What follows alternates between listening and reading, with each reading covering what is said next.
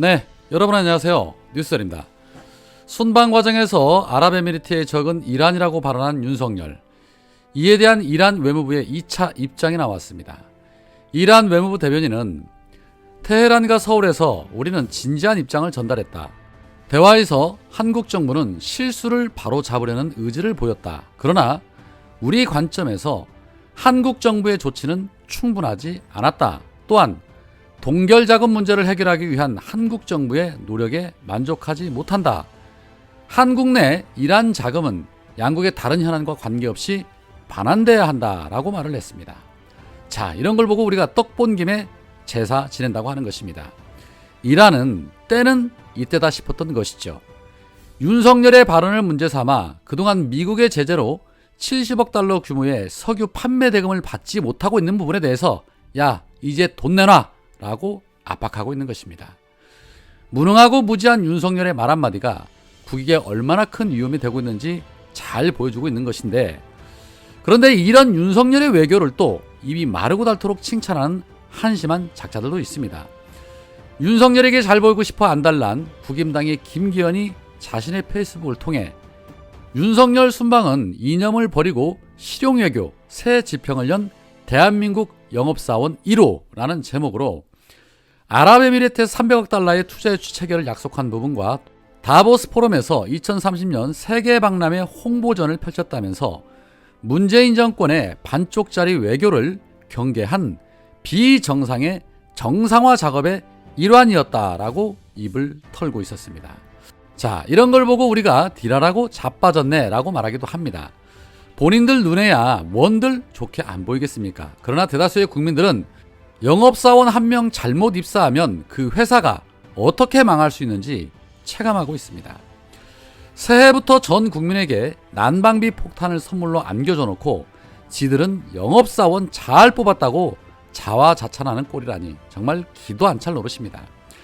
선제타격 그렇게 노래를 하더니 요금 폭탄으로 국민들을 선제타격하고 외국 나가서 욕설 막말 파문으로 국민 정신건강 선제타격하고 언론과 검찰, 경찰을 장악해서 압수수색과 고소, 고발로 국민의 입과 귀를 선제타격하는 윤석열이 자기네들 눈에는 잘하고 있는 걸로 보이겠지요.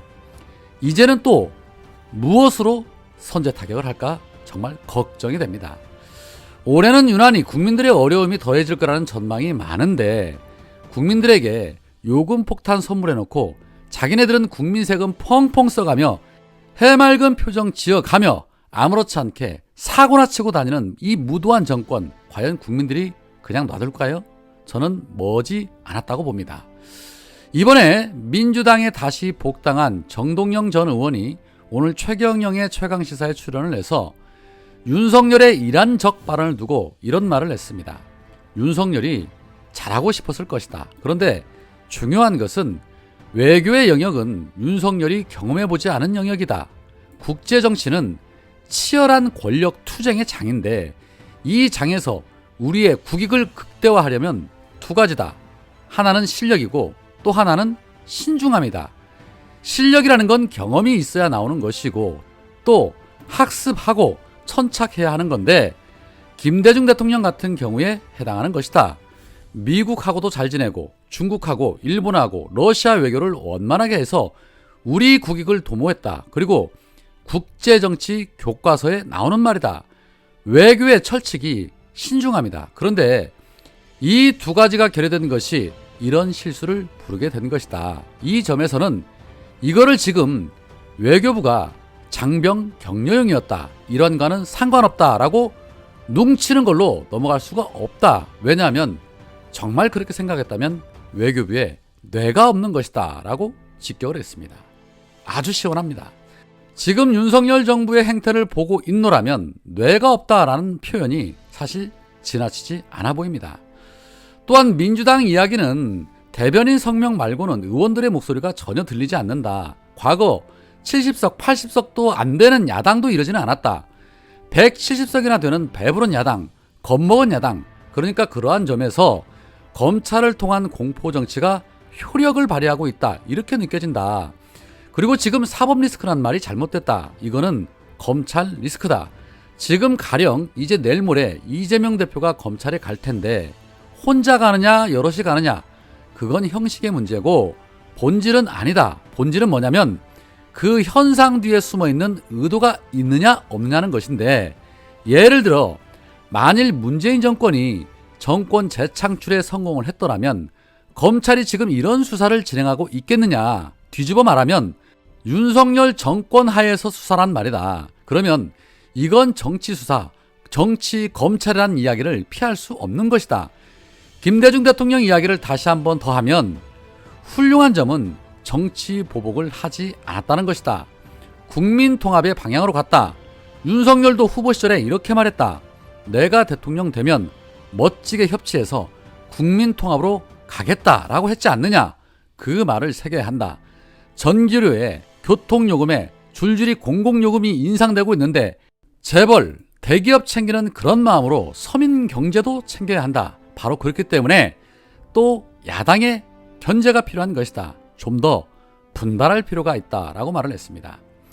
배부른 야당, 견제하지 못하는 야당, 수사권에 벌벌 떠는 야당, 좀 더 분발해야 한다는 그 말이 피부에 와 닿습니다.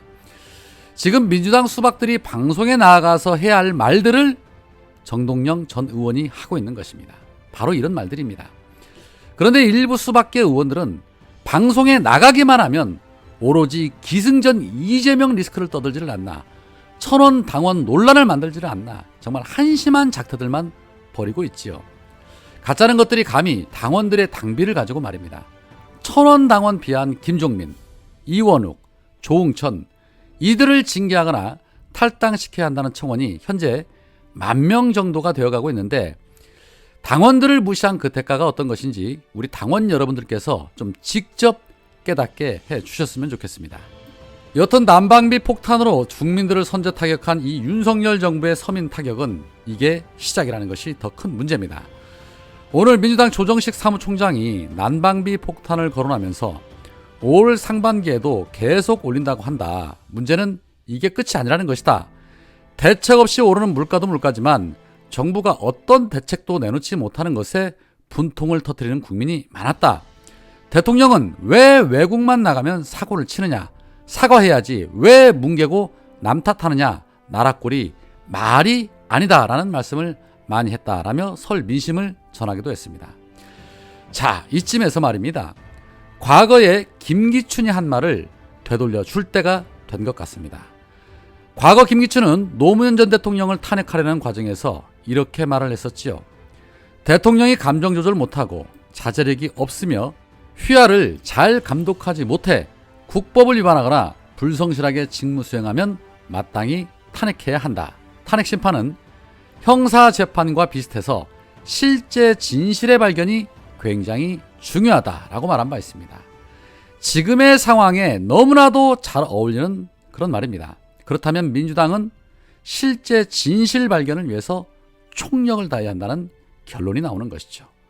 오늘은 여기까지입니다. 고맙습니다.